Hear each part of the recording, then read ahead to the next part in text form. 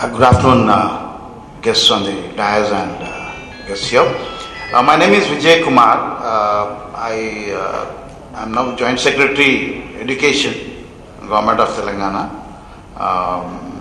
And I'm a new guy here in education, just 3.5 months old. I'm also doubling in for my boss. I'm putting things straight. Mrs. Ranjiv Acharya, the Principal Secretary.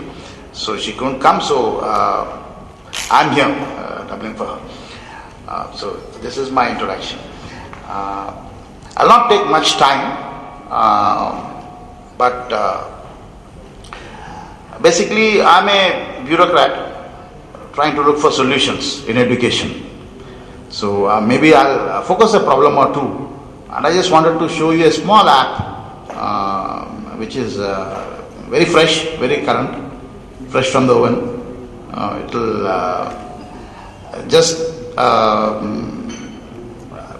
it's a kind of a trailer or teaser which will help all of us understand the issues, the problems. When we talk about smart cities and smart education, I have lots of people, entrepreneurs coming to me. Somebody called up even this morning and talked about something called animation education. And every day we get a lot of this from entrepreneurs. Here the idea is that the classroom and the teacher stays put. There's a brick and mortar classroom and there's a human teacher always there. And basically smart education would be a projector and some multimedia content which the teacher will teach the student. In preparation to this seminar yesterday, I visited a place called SIET. This is State Institute of Educational Technology. It is in Ramantapur. Government of India started out with 8 of those. I think 5 of them are now surviving. Hyderabad is one. Basically, so I was interacting with them about smart education. And they gave me this set. There is a set of DVDs. It's called IMLOs, Interactive Media Learning Objects, done in Flash, but basically it's a PowerPoint, and there's a voiceover which the PowerPoint copies text on a slide, and there's a voiceover reading the text. And our SIET has been spending about 2 years developing this. And this is their idea of smart education. And we have people coming from other places as well. Even Government of India institutions like EDSIL, they talk about class and digital classroom and multimedia content.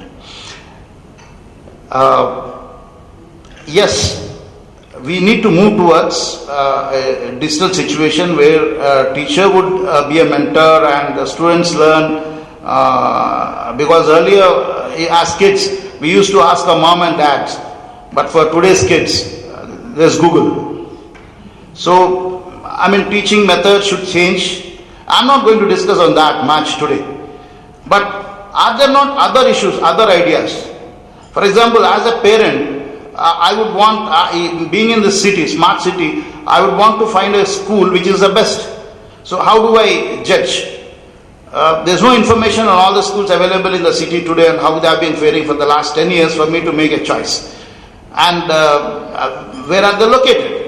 And how far I'm willing to transit to go to the best school. If best school is very far away, what is the next best within my radius? Suppose 5 kilometers is what my kid is. I can venture my kid to move out for 5 kilometers to go to a school. What is the best in that 5 kilometers area? There's no solution to that today, and it's a problem. Now, there are a lot of schools, there are a lot of colleges, a lot of universities, and there are a lot of students who have come out. But to classify or to find out which university is doing the best, is there any life cycle management of a student right from KG to PG and after that? Maybe there are 4 or 5 stakeholders, the student, the parent, the teacher, the alumni, and maybe the whole industry out there which is trying to deploy them, use them as a resource. Among these stakeholders, can there be a life cycle management of a student so that maybe 10 years hence we will know, okay, this university has produced this many people, and looking at the lives of the students that they have mentored or educated, so many of them are have been successful, and so many of them are in these places. The students have gone places here, so this is the best university. Or maybe the alumni can interact in this space, virtual space. There is no such space today. I mean, a life cycle management of student has not been thought of. What has been thought of in the field of smart education is only animations and maybe flash objects copying text onto a screen. This needs to change, drastically change. But currently in this 3.5 months of being in education, I am facing a serious problem. Because suddenly after 75 years of it, I read Naipaul, V.S. Naipaul, somewhere in one book, I think it's India Million Mutinies Now or something, some book he wrote, he said, Indians defecate in public. Excuse me for the expression. I mean, it's what V.S. Naipaul wrote in his book. And there's a serious problem today, because the problem that we face in the country in education is not of teachers, not of classrooms, not of ICT tools. Very simple. I mean, can anybody guess what we are currently working on? Well, we are working on toilets. The greatest problem in schools today in the country is that schools don't have toilets. A lot of girl students are dropping out because they don't have access to toilets.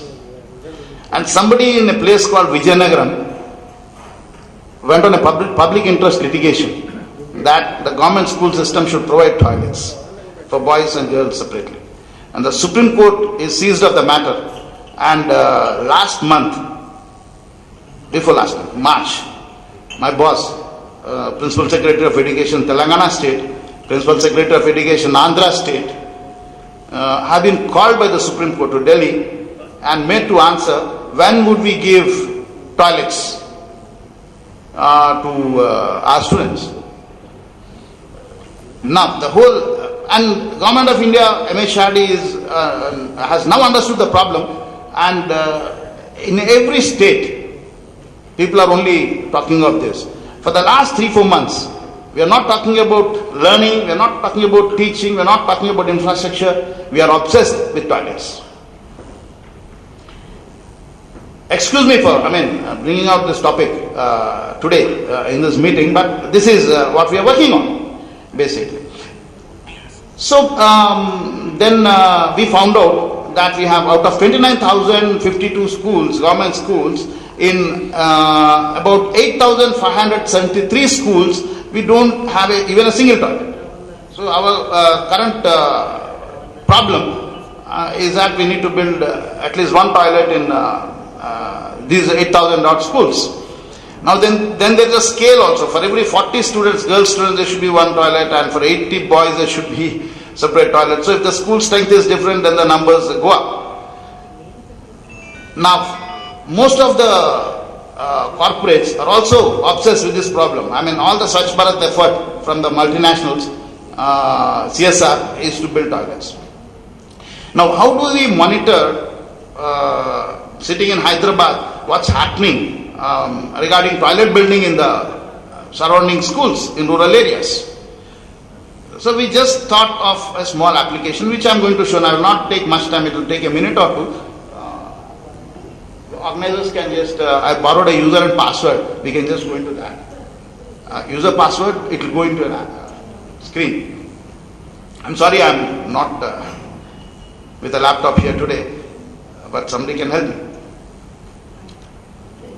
You can use the user and password, it goes into a screen actually. The screen will change. Then there's an image. You can click on an image. I think you can get into, I'm not able to see here clearly, but the data will take you to an image. You can go right, click on that. This is basically, this has two components. I'll explain. If you can go into the dashboard part, and the dashboard will take you to a data. Then you can click on that. It will talk about dysfunctional toilets. It talks about new construction. So you can click on new construction. The new construction. Then it will ask about the district and all. You can choose a district. Once you click on that, it will show you district. You can click on the district. Then it will take you to images of toilets. I'll explain about this actually. It's a simple thing. It's a two-part. One is a mobile app called Swachh Pathshala. The mobile app is simply an app which you can download on Android or iOS. iOS version is being built, Android basically. Then we have pre-loaded the GIS coordinates of all the schools in Telangana state. And the app is simply clicking a photograph. That's it. The photo icon will appear, camera icon will appear, and you just need to click. And if you are clicking from then there is something called a UDICE code for a school. If you enter the school code, then the camera icon will appear and if you are clicking from the right location, the photograph is successful, and automatically it gets posted onto a database. That's the database we are trying to look at here. If you are in the wrong location, the photograph doesn't get clicked. That validation we have put. Now anybody, the school teacher or headmaster can use this app and send us a picture every week or 10 days. Now we got about 15,000 pictures in this.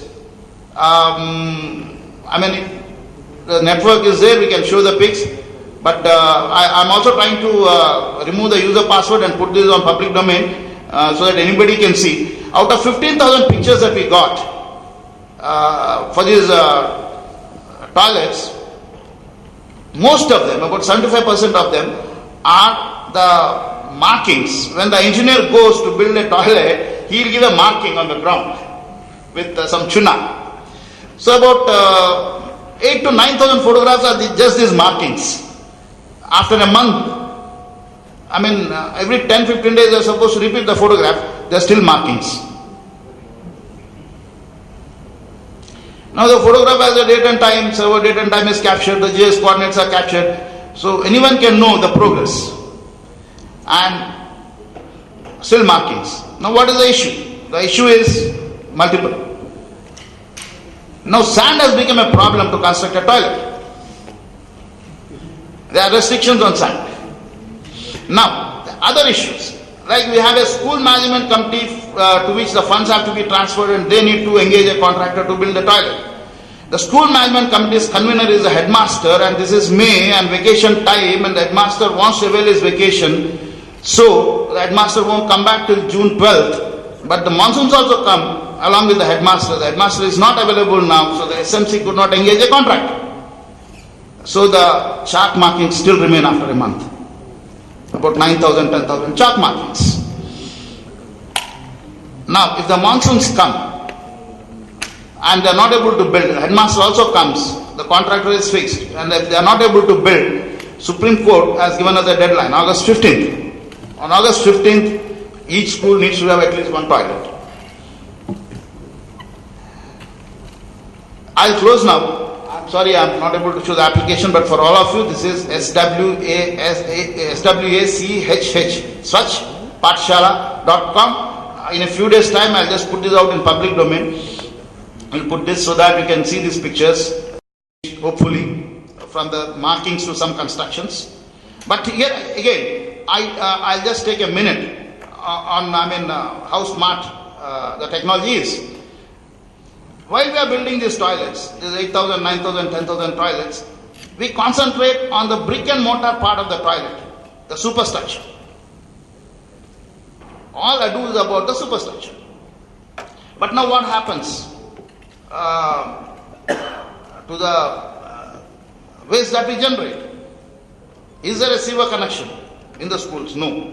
Then we have the great old technology called leach pits, which leak and get into the water system, and then people get sick.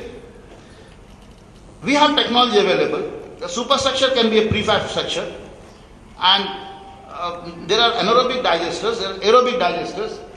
My guru, Anna Janardhan Reddy Garu, knows about it. We have worked together in municipalities and in waste management. There are aerobic digesters which give you just nutrients, water with very little BOD and COD. And there are anaerobic digesters which give you synthetic gas as an end product.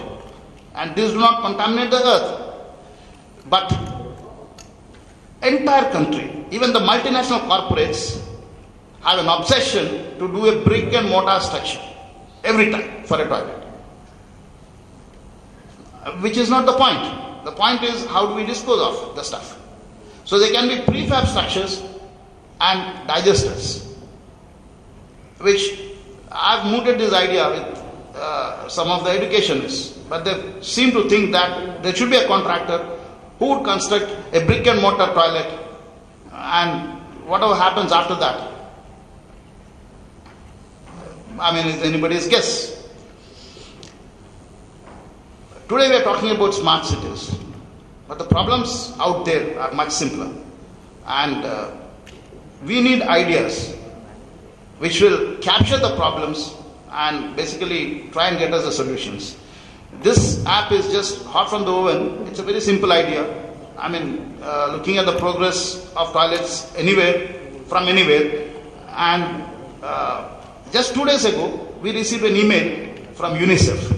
They simply said, we like this application, and we would like to implement this in about 2,500 schools in Congo. Will you please help us? Simple ideas can be smart ideas, and they can take us places. Thank you.